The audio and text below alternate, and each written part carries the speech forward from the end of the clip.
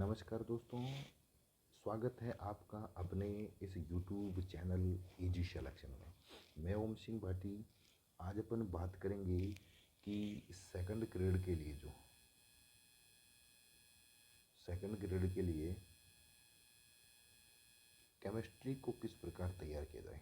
Second grade के लिए chemistry को किस प्रकार से तैयार किया जाए ताकि एक अपना स्कोर है वो 30 से लेकर 35 हो जाए। कितना हो जाए? 30 से लेकर 35 हो जाए। केमिस्ट्री को कैसे तैयार करें कि अपना स्कोर इतना हो जाए। और केमिस्ट्री सेकंड ग्रेड के लिए केमिस्ट्री होती है वो सबसे इजी पूछी जाती है। इतना कुछ हार्ड पूछा नहीं जाता है। केमिस्ट्री में लगभग 7 से लेकर 10 क्वेश्चन होते हैं। वो क्या होते हैं? अच्छे लेवल के क्वेश्चन होते हैं। और बाकी वाले जितने भी क्वेश्चन होते हैं वो क्या होते हैं? बहुत सरल क्वेश्चन पूछे जाते हैं। आप अगर 11th और 12th की NCERT, ये NCERT बुक को अगर आप अच्छे से पढ़ लेते हो तो आपके 30 से लेकर 35 सवाल सही होने की गारंटी 100% आपके सही हो जाएंगे। अब कौन सी मैं आपको यहाँ से बताऊंगा कि आपको केमिस्ट्री तैयार कैसे करनी है। सबसे पहले तो बताऊंगा कि बुक सेलेक्शन केमिस्ट्री के लिए कौन सी बुक सेलेक्ट करें। तो बुक के लिए मैं आपको बता दूं, NCERT 11-12 से बेटर कोई बुक है नहीं। कुछ यूनिट होगी जो आपको NCERT के अलावा भी पढ़नी पड़ेंगी। अब वो कौन कौन सी यूनिट होगी वो भी मैं बताऊंगा कि ये वाली यूनिट होती है जो आपको NCERT के अलावा केमिस्ट्री में पढ़नी है। बाकी आपको पिछले पेपर की मैं बताऊं तो पिछले पेपर में लगभग 33 सवाल टोटल आए। कितने थे? 41 आए थे और उसमें 33 सवाल कहाँ पढ़े थे? NCERT 11-12 की बुक से पढ़े थे 33 सवाल। और 7 सवाल तो दूसरे बाहर तो होने ही है ना। तो लगभग 5 से लेकर 10 सवाल होते हैं जो NCERT से बाहर मिल जाएंगे। बाकी सारे क्वेश्चन आपको यहाँ मिल जाएंगे। अब जैसे केमिस्ट्री के सिलेबस की बात करें तो लगभग इसमें बहुत अच्छे अच्छे टॉपिक दिए हैं। पहला टॉपिक है एटॉमिक स्ट्रक्चर। ये एटॉमिक स्ट्रक्चर आपको 11th NCERT बुक में मिल जाएगी। NCERT बुक में एटॉमिक स्ट्रक्चर दी हुई है और इस यूनिट से लगभग 2 से लेकर 3 प्रश्न पूछे जाते हैं सेकंड ग्रेड में। कितने प्रश्न पूछे जाते हैं? 2 से लेकर 3 प्रश्न सेकंड ग्रेड में यहाँ से पूछे जाते हैं। और 2 से 3 प्रश्न यहाँ से पूछे जाने के बाद में देखो ये सारे जो इस पर जो भी टॉपिक पढ़े हैं ना, इसमें आप जब देखना जो फंडामेंटल पार्टिकल एटॉमिक मॉडल्स होता है, रदरफोर्ड का मॉडल है और थॉमसन का मॉडल है, बोहर का मॉडल है और उनकी जो कमियां हैं, उनके जो लिमिटेशन है वो भी उसमें मिल जाएंगे। डी ब्रोगली वाला है वो भी पढ़ा है। और ये अनिश्चितता का हाइजेनबर्ग का नियम है वो भी है। Modern concept of atomic structure. यहाँ से अब देखो यहाँ सवाल क्या पूछा जाएगा। सवाल यहाँ से पूछा जाता है क्वांटम नंबर से। इसमें से सवाल पूछा जाता है क्वांटम संख्याओं से। एक 100% सवाल आता है क्वांटम संख्याओं से आता है। इस वाली यूनिट में क्वांटम संख्याओं से एक प्रश्न 100% पूछा जाता है। किसमें? सेकंड ग्रेड में एक क्वेश्चन पूछा जाएगा क्वांटम नंबर से। 3 प्रश्न आते हैं। दूसरा सवाल यहाँ से आता है, ये वाले जो रूल्स है ना, ये हाइजेनबर्ग का अनिश्चितता का नियम, मॉडर और ये पाउली का अपवर्जन का नियम है, हुंड का नियम है, N+L का रूल है। ये यहाँ से ये दूसरा क्वेश्चन आ जाएगा। तो ये कुछ नियम होते हैं, वहाँ से दूसरा क्वेश्चन बनता है। और तीसरा क्वेश्चन यहाँ से बनता है मोल कॉन्सेप्ट से। तीसरा क्वेश्चन मोल कॉन्सेप्ट से बनेगा।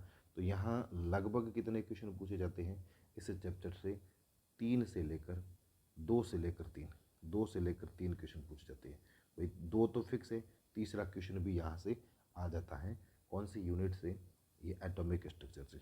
दूसरी यूनिट आती है chemical bonding and molecular structure. ये chemical bonding and molecular structure ये भी आपको कहाँ मिलेगी? 11th NCERT। एक बात और बताना चाहूँगा, एटॉमिक स्ट्रक्चर को 11th NCERT के अलावा कोई पढ़ने की ज़रूरत नहीं है। जो भी वहाँ है उसमें से आप उसको पढ़ लेना, आपके सवाल सही हो जाएंगे 11th NCERT से। ये वाली यूनिट यहाँ पर ionic bond, covalent bond, coordinate bond और general properties of ionic bond and covalent bond, ये भी आपको 11th की NCERT बुक में मिल जाएंगे। फिर polarisation, hybridisation, geometry of molecule, directional properties of bond और फाजान्स का रूल्स। यहाँ से एक सवाल आता है कॉन्सेप्ट ऑफ रेजोनेंस अनुनाद। यहाँ से बिल्कुल सिंपल सवाल पूछा जाता है। लगभग यहाँ से कितने सवाल पूछे जाते हैं? सेकंड ग्रेड में यहाँ से अच्छे अच्छे क्वेश्चन पूछे जाने की संभावना रहती है।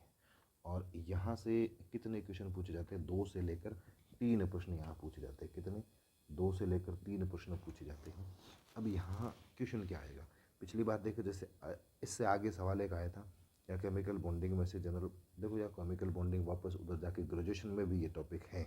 तो इसके लिए दोनों तरह से तैयार करना है और दोनों ही आपको कहाँ मिल जाएंगे, 11th की NCERT बुक में मिल जाएंगे। 2 से 3 प्रश्न आपको यहाँ मिलेंगे। और अब इसकी केमिकल बॉन्डिंग की उधर ग्रेजुएशन वाली टॉपिक देखे जाके तो कहाँ है, उसमें से क्या क्या दिया है एक बार उसको देख लेते हैं। ये मॉलिक्यूलर स्ट्रक्चर, देखो ये मॉलिक्यूलर स्ट्रक्चर, तो यहाँ से एक आता है MOT पे क्वेश्चन पूछा जाता है। MOT पे एक 100% क्वेश्चन आएगा इस वाले स्ट्रक्चर से, इस वाले सूत्र से। और एक आता है CFT से। तीनों ही इम्पोर्टेंट है, MOT, VBT और ये CFT। यहाँ तीनों में से किसी एक का सवाल 100% पूछा जाएगा सेकंड ग्रेड में, यहाँ से पूछा जाता है। और दूसरा क्वेश्चन वहीं से आ जाएगा, आयनिक बंध और ये कोवेलेंट बॉन्ड है, यहाँ से है ना, ये कौन सा, ये वाला आयनिक बॉन्ड, कोवेलेंट बॉन्ड और कोऑर्डिनेट बॉन्ड, यहाँ से एक सवाल 100% पूछा जाता है। तो यहाँ लगभग 2 से लेकर 3 सवाल पूछे जाते हैं सेकंड ग्रेड में। तीसरा आता है classification of elements and in periodicity in properties, जो आवर्त सारणी है, ये भी आपको क्या मिल जाएगी 11th की NCERT में आपको यहाँ मिल जाएगा। 11th की NCERT आप पढ़ोगे तो आपका यहाँ से एक भी क्वेश्चन गलत होने के चांस नहीं रहेंगे। यहाँ से सवाल क्या पूछा जाता है, यहाँ से सवाल देखो, यहाँ मेंडलीफ पीरियोडिक टेबल, यहाँ से कुछ नहीं, classification of elements, limitation of Mendeleev periodic table, modern concept periodic table, यहाँ से क्वेश्चन आएगा मॉडर्न वाले से। क्वेश्चन यहाँ से पूछा जाएगा इलेक्ट्रॉनिक, यहाँ से देखो ये इलेक्ट्रॉनिक विन्यास, nomenclature of elements, periodicity in properties, ये एटॉमिक एंड आयनिक रेडियल, यहाँ से सवाल आता है। फिर आता है आयनेशन एंथैल्पी, आयनन एंथैल्पी है ना, आयनन एंथैल्पी, आयनन विभव, यहाँ से एक सवाल पूछा जाता है, क्रम पूछा जाता है, जहाँ से क्रम चेंज होता है वो वाला सवाल यहाँ से पूछा जाता है। तो एक सवाल तो यहाँ से आ जाता है ये। और इलेक्ट्रोनेगेटिविटी, इलेक्ट्रॉन गेन एंथैल्पी, ये वाला भी बहुत इंपॉर्टेंट है, इलेक्ट्रोनेगेटिविटी और वैलेंसी, देखो 2 सवाल यहाँ से आएंगे। यहाँ से भी लगभग कितने सवाल पूछे जाते हैं सेकंड ग्रेड में, 1 से 2 क्वेश्चन पूछे जाते हैं, 1 से लेकर 2 प्रश्न पूछे जाते हैं।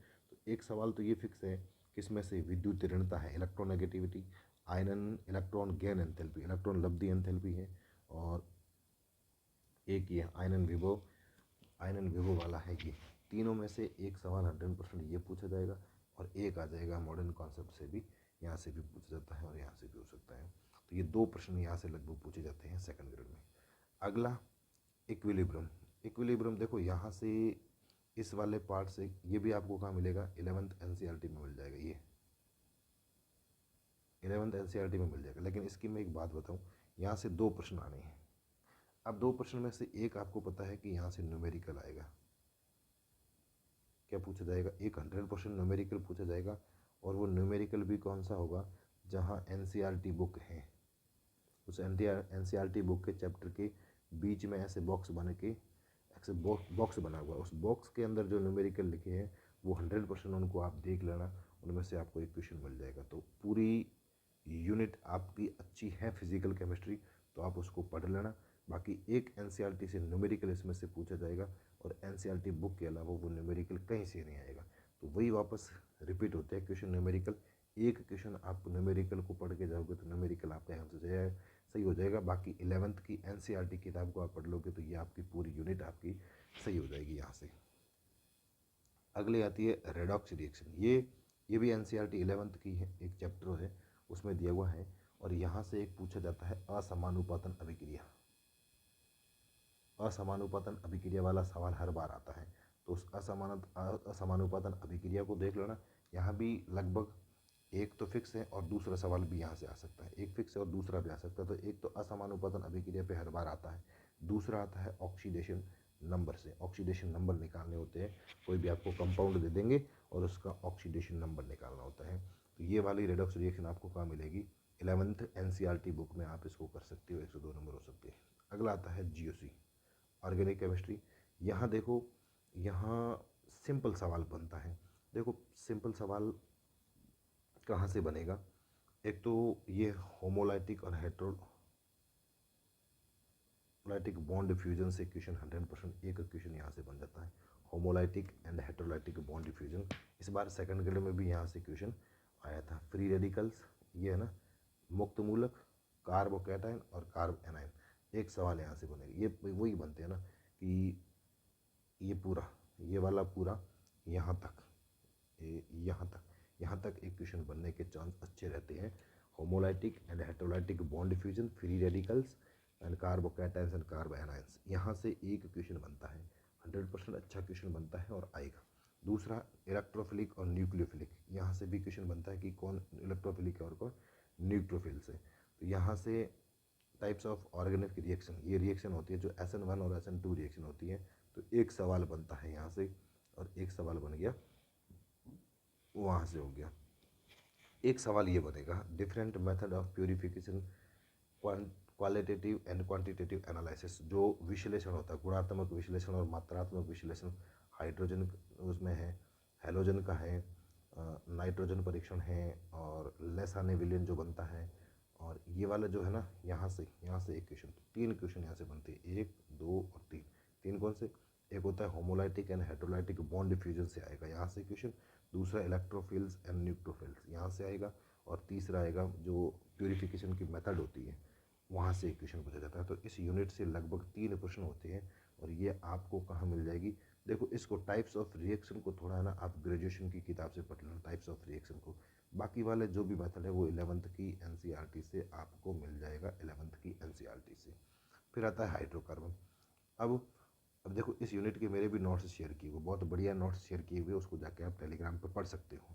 हाइड्रोकार्बन, यहाँ से भी ये भी यूनिट 11th की, हाइड्रोकार्बन 11th की जो NCERT है वहाँ आपको मिल जाएंगे ये नोट्स।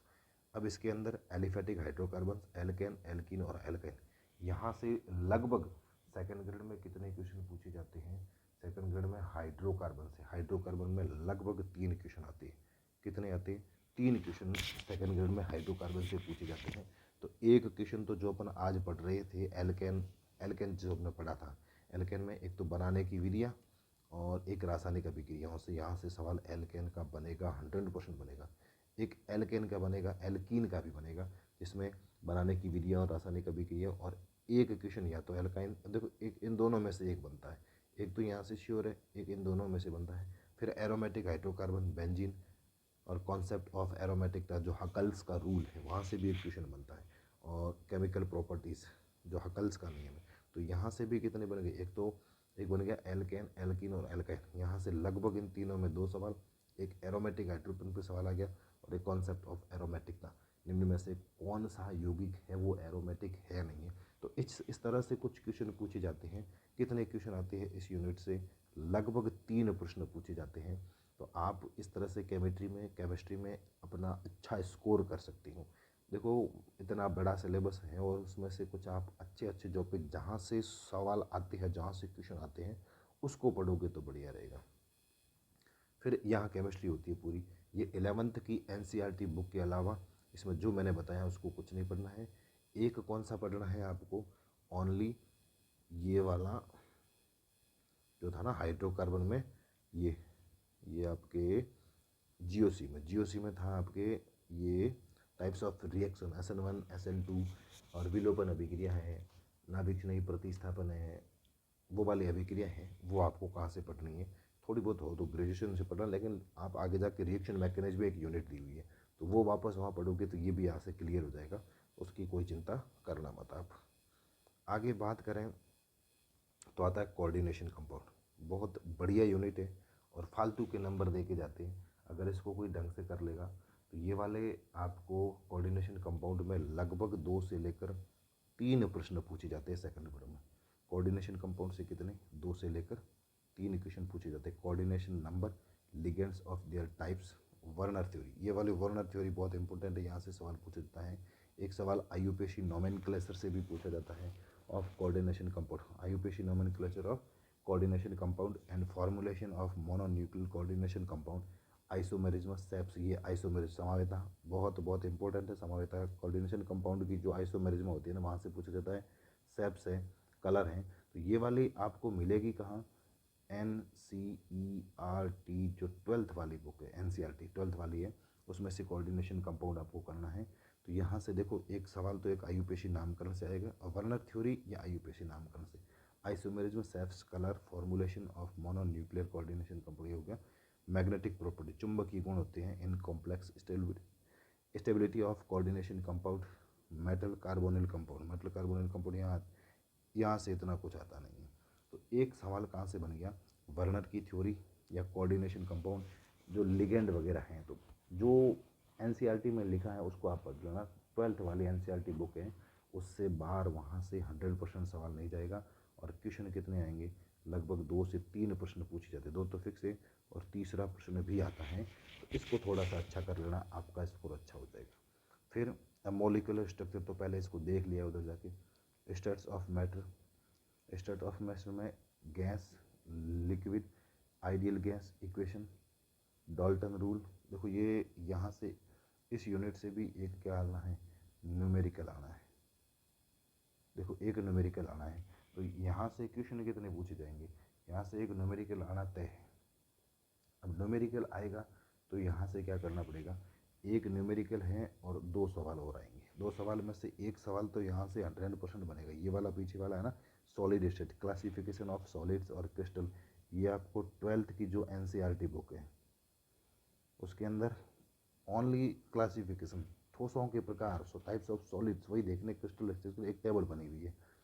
RBSc किताब के अंदर, RBSc NCERT कोई भी हो ना, उसके अंदर एक टेबल बनी हुई है। उस टेबल के जितने के अंदर क्रिस्टल बने हुए हैं, जो स्ट्रक्चर के जो फॉर्मूलेज दिए हुए हैं उनको आप याद कर लेना, आपका सवाल 100। और एक टाइप्स ऑफ जो ठोस है, आगे चैप्टर में फर्स्ट पेज पे ये दिया हुआ है, तो उसको अच्छा कर लेना, आपके एक सवाल यहाँ से सही हो जाएगा।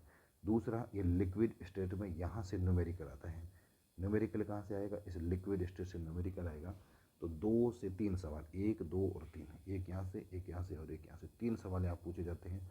ये आपको कहाँ से कर, देखो ये तो 12th में मिल जाएगा। लिक्विड और गैस वाला ये आपको 11th में मिलेगा। कहाँ मिलेगा, 11th में मिलेगा। और 11th में एक यूनिट दिया हुआ है गैसों के विचलन वाला, जो पार्ट होता है ना, वो वाला 11th से मिल जाएगा। तो यहाँ से भी लगभग कितने 3 प्रश्न आते हैं, और 3 प्रश्न आपको सही करने हैं, ठीक है। और ग्रेजुएशन पार्ट से अब क्या पढ़ना है, ये देखो ये वाले जो चैप्टर होते हैं ना, वो ग्रेजुएशन से आपको पढ़ने हैं। अपने सेकंड ग्रेड में एक दिया है जीरो ग्रुप एलिमेंट। यहाँ से बहुत बढ़िया सवाल बनता है। जितने भी जिनोन के यौगिक हैं, जिनोन के यौगिकों की आप उसमें उसकी संरचना देख लेना, उसकी स्ट्रक्चर देख लेना कि कौन कौन से यौगिक बनते हैं और उनकी स्ट्रक्चर क्या होती है, और उनमें हाइब्रिडाइजेशन क्या होता है, संकरण कौन सा होता है, वो देख लेना। उनकी आकृति क्या होती है, उनकी संरचना क्या होती है, जिनोन के जितने भी यौगिक होते हैं उनकी। तो पोजीशन इन पीरियोडिक टेबल, जो ये जीरो ग्रुप होते हैं वो पीरियोडिक टेबल में किस स्थान पर होते हैं। आइसोलेशन, उनको बनाया कैसे जाता है। Compounds of zero group elements, तो ज़्यादातर वो जिनोन के ही पूछे जाते हैं, तो जिनोन को कर लेना। और ये आपको BSc फर्स्ट ईयर की अगर आपके पास बुक है तो उसके अंदर एक यूनिट दिया हुआ है ये जीरो ग्रुप एलिमेंट्स, उसमें से आप उसको सॉल्व कर देना। या मेरे टेलीग्राम चैनल पर, अपने टेलीग्राम चैनल पे इसका PDF शेयर है, उस PDF को आप लिख लेना। PDF है उस, देखो किताब का भी PDF है और मेरे शॉर्ट नोट्स भी हैं, उसको पढ़ लोगे तो आपका एक क्वेश्चन सही हो जाएगा, 100% एक क्वेश्चन सही हो जाएगा। एक क्वेश्चन यहाँ से आएगा, जीरो ग्रुप से एक प्रश्न पूछा जाता है, 100% एक आएगा और वो आपका सही हो जाएगा। S ब्लॉक, P ब्लॉक दोनों, S block, P block, D block और F ब्लॉक, ये D और F दोनों साथ में, ये F ब्लॉक। इन चारों को देखते हैं। यहाँ से देखो लगभग 4 क्वेश्चन पूछे जाएंगे, एक S से, एक P से, एक D से और एक F से, 3 क्वेश्चन आगे वाले। टोटल पीरियोडिक टेबल से लगभग 7 क्वेश्चन पूछे जाते हैं टोटल। आगे वाले कौन से, जो क्लासिफिकेशन ऑफ पीरियोडिक प्रॉपर्टीज़, तो वहाँ से 3 क्वेश्चन, 3 और 4 7। देखो एक S ब्लॉक से क्वेश्चन पूछा जाएगा, S block, P block, D block. और अब D और F में यहाँ से इंपॉर्टेंट पूछा जाता है इलेक्ट्रॉनिक विन्यास। D और F में से एक इलेक्ट्रॉनिक विन्यास पूछा जाएगा। एक इलेक्ट्रॉनिक विन्यास एक होगा किसका, D ब्लॉक का, और एक होगा F ब्लॉक का। D और F में, अब F में भी लेंथ एनर्जी एक्टर में। अब इलेक्ट्रॉनिक विन्यास वहाँ से पूछा जाएगा जो क्या होते हैं, अपवाद होते हैं, वहाँ से इलेक्ट्रॉनिक विन्यास पूछा जाता है। लेंथेनॉइड का भी हो सकता है और एक्टिनॉइड भी हो सकता है। तो 2 सवाल वो हो गए। और बाकी वाले जो क्वेश्चन पूछे जाते हैं वो या तो क्रम पूछा जाएगा, जैसे किसी का आकार कम हो रहा है, प्रभावी नाभिकीय आवेश जेड इफेक्ट की वजह से बढ़ रहा है, लेंथेनॉइड के कारण आकार में कमी आ रही है, तो वो वाले सवाल होते हैं। दो सवाल उस तरह से पूछे जाते हैं। तो 2 और 2 4 ये हो गए, 4 और 3 वाले वो टोटल कितने क्वेश्चन हो गए? यहाँ से 7 प्रश्न पूछे जाते हैं पीरियोडिक टेबल से, 7 प्रश्न। ठीक है, ये मेटल और मेटालर्जी। यहाँ से ये वाले जो हैं वो 12th आरबीएससी पढ़ लो या एनसीईआरटी पढ़ लो, जो भी आपको अच्छी लगे किताब आपके पास हो। मेरे हिसाब से इसमें आरबीएससी में लैंग्वेज बहुत सरल दी हुई है, इजी लैंग्वेज में दिया हुआ है, तो ये आपको समझ में आ जाएगा। इसमें से 2 सवाल पूछे जाते हैं, 2 सवाल। एक तो 100% उसके अयस्क से पूछा जाएगा कि ये किसका अयस्क है, कॉपर के अयस्क हैं, एल्यूमिनियम के हैं, फेरस के हैं, जिंक के हैं, उनके अयस्क याद करना, जो आरबीएससी किताब में बहुत इजी लैंग्वेज में दिया हुआ है। दूसरा पूछा जाता है इनके निष्कर्षण से, इनको अलग करने की जो विधियाँ होती हैं, उन विधियों में से सब में से एक पूछ सकते हैं। जैसे इसमें एल्यूमिनियम का निष्कर्षण करते हैं, तब उसके अंदर क्रायोलाइड मिलाया जाता है, Na3AlF6 मिलाया जाता है, तब क्या होता है, एल्यूमिनियम का गलनांक क्या होता है, कम हो जाता है। तो इस तरह से सवाल पूछे जाते हैं। तो वो जिंक, अभी कॉपर का पूछा था कि उसमें Cu2O मिलाया जाता है, ऐसा कुछ क्वेश्चन था। तो वो 2 तरह के 2 सवाल यहाँ से आ जाएंगे, और वो आपको कहाँ मिलेंगे, आरबीएससी पढ़ लेना। आरबीएससी बहुत इंपॉर्टेंट है, आरबीएससी में इजी लैंग्वेज में दिया हुआ, तो सब समझ में आ जाएगी। अगला है non metal and there compound. ये यूनिट में से देखो एक एक क्वेश्चन आ भी जाए नहीं आए, इसकी कोई गारंटी नहीं है, क्योंकि आप सीमेंट वगैरह जब पी ब्लॉक पढ़ोगे तो वहाँ पर सीमेंट आ जाएगा, कार्बन, सल्फर और फॉस्फोरस। ये जब एस और पी ब्लॉक दोनों पढ़ोगी, डी ब्लॉक पढ़ोगे, तो ये आपका यूनिट वैसे भी कवर हो जाएगा। यहाँ से एक क्वेश्चन आना है, आ भी सकता, नहीं आ सकता, लेकिन हाँ सीमेंट वगैरह से पूछा जाए तो वो क्वेश्चन पी ब्लॉक का माना जाता है, तो आपकी यहाँ पे से भी हो सकता है। कार्बन के 3 अपर रूप होते हैं, सल्फर के होते हैं, फास्फोरस के होते हैं। उन अपर रूपों को देखना, तो वो वापस आप पी ब्लॉक में पढ़ रहे हो ना, फिर इसको अलग से पढ़ने की जरूरत नहीं रहेगी आपकी। फिर ये आता है केमिकल काइनेटिक। केमिकल काइनेटिक में क्या होता है, ये वाली आपको 12th की आरबीएससी बुक पढ़ोगे, 12th की आरबीएससी बुक पढ़ोगे, यहाँ से एक न्यूमेरिकल क्वेश्चन भी आएगा। क्या आएगा, एक न्यूमेरिकल क्वेश्चन यहाँ से भी पूछा जाएगा काइनेटिक केमिस्ट्री से। तो यहाँ से काइनेटिक केमिस्ट्री से लगभग सेकंड ग्रेड में कितने क्वेश्चन पूछे जाते हैं, सेकंड ग्रेड में काइनेटिक केमिस्ट्री से कितने क्वेश्चन पूछे जाते हैं आपके, लगभग पूछे जाएंगे केमिकल काइनेटिक से 2 प्रश्न पूछे जाते हैं। 2 प्रश्न में एक प्रश्न तो 100% न्यूमेरिकल होगा। अब वो न्यूमेरिकल कहाँ से करना है, या तो एनसीईआरटी के पीछे के देख लो, या आरबीएससी किताब के जो पीछे के नहीं, जो बॉक्स बना के अंदर दिए हुए हैं ना किताब के पेज के बीच में, जहाँ यूनिट चल रही है और बीच में न्यूमेरिकल डाल दिया, वो वाले न्यूमेरिकल बहुत इंपॉर्टेंट होते हैं।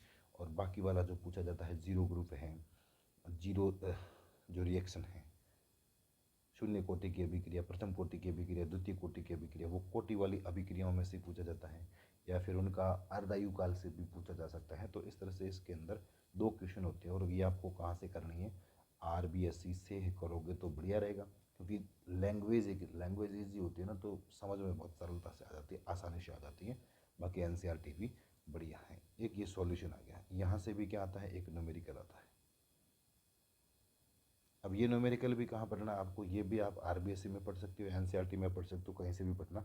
एक क्वेश्चन यहाँ से आना है सॉल्यूशन से, एक क्वेश्चन आएगा तो आप कहाँ से पढ़ोगे, आरबीएससी पढ़ो, एनसीईआरटी पढ़ो, एक क्वेश्चन आपका सही हो जाएगा। ये इलेक्ट्रोकेमिस्ट्री में भी एक क्वेश्चन, 2 क्वेश्चन आते हैं इसमें, एक न्यूमेरिकल आएगा यहाँ से केमिस्ट्री में, एक न्यूमेरिकल आएगा और एक थ्योरी वाला आएगा। तो थ्योरी वाला तो बहुत सिंपल सवाल आ जाता है, इस वजह से सेल में से भी पूछा जा सकता है। और इस बार सवाल आया था, वो आया था, इस बार कौन सा सवाल था, इस यहाँ से सवाल शायद मेरे हिसाब से आपकी वो प्रतिरोधकता, नहीं, कहाँ से था याद नहीं आ रहा, लेकिन एक बार इस सवाल अलग था यहाँ से, वो वाला सवाल भी पूछा जाता है। अभी था कौन सा याद नहीं आ रहा मेरे को, यहाँ से क्वेश्चन क्या आया था, बढ़िया क्वेश्चन था वो, आपके याद नहीं आ रहा है मुझे तो, लेकिन एक न्यूमेरिकल जरूर आएगा इलेक्ट्रोकेमिस्ट्री से। तो और अगला चैप्टर है वो था सरफेस केमिस्ट्री।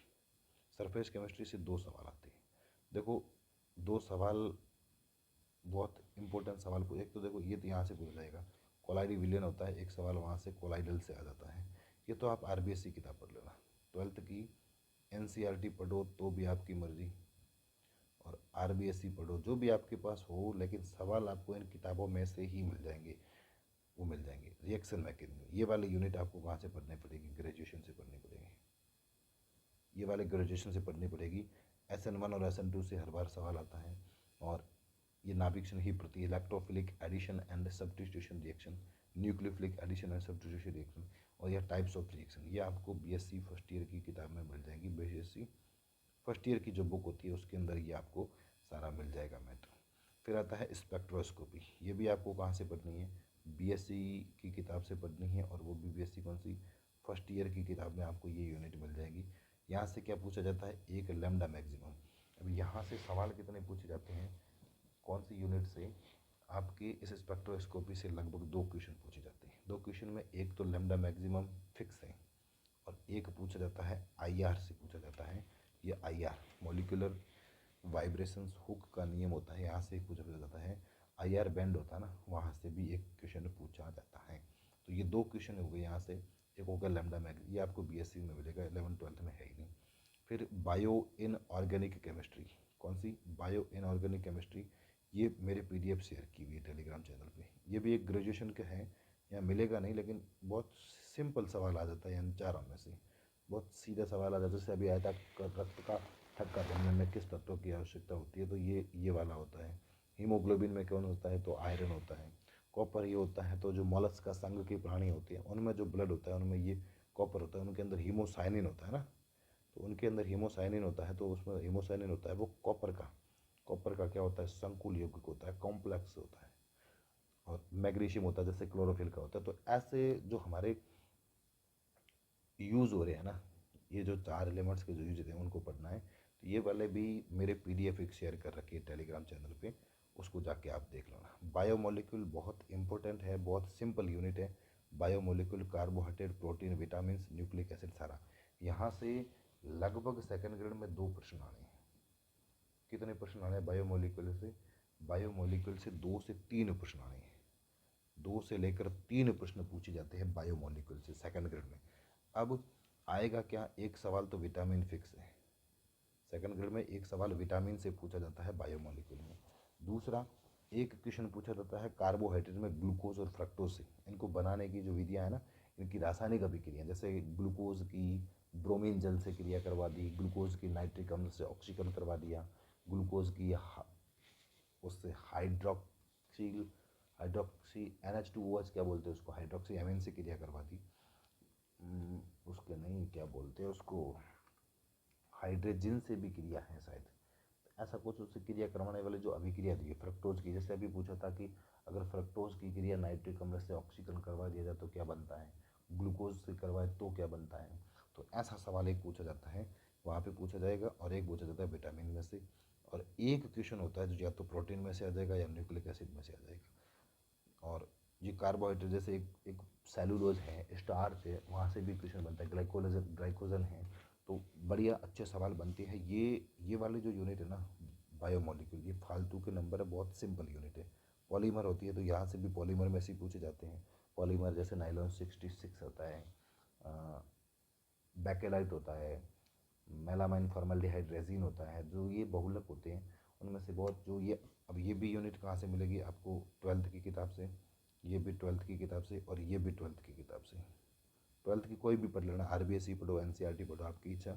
लेकिन आप इनको अच्छा करके मेरे एक टेलीग्राम चैनल पे एक पीडीएफ शेयर की हुई है, देखो ध्यान रखो, अपना एक टेलीग्राम चैनल है ईजी सिलेक्शन, ये टेलीग्राम चैनल है ईजी सिलेक्शन। इस ईजी सिलेक्शन के ऊपर मैंने मेरे शॉर्ट नोट्स शेयर कर रखे हैं, शॉर्ट नोट्स शेयर कर रखे हैं। उस शॉर्ट नोट्स में देखो पिछले एग्ज़ाम में लगभग 52 क्वेश्चन मिले थे, और वो नोट्स बने कहाँ हैं, आरबीएससी और एनसीईआरटी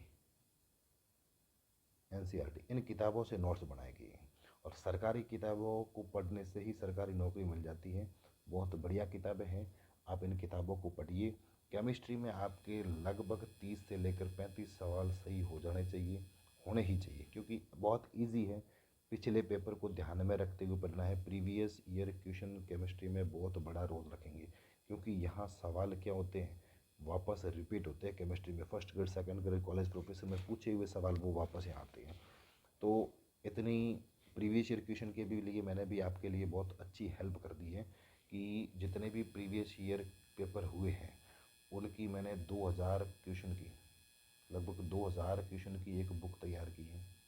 वो बुक बहुत जल्दी ही मार्केट में आने वाली है।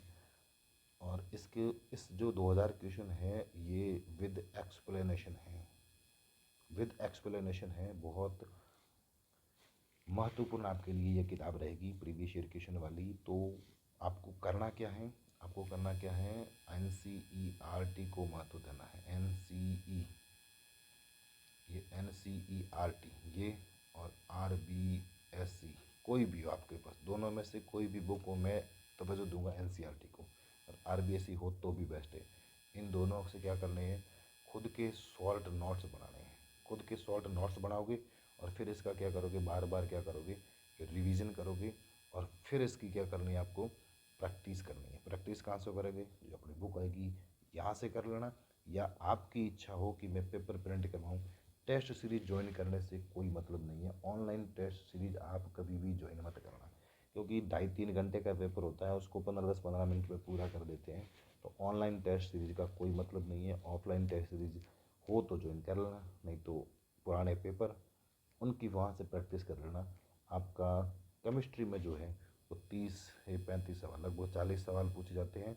40 से 45, 30 से 35 क्वेश्चन आपके सही हो जाएंगे। आज के इस सेशन में इतना ही। बहुत बहुत धन्यवाद।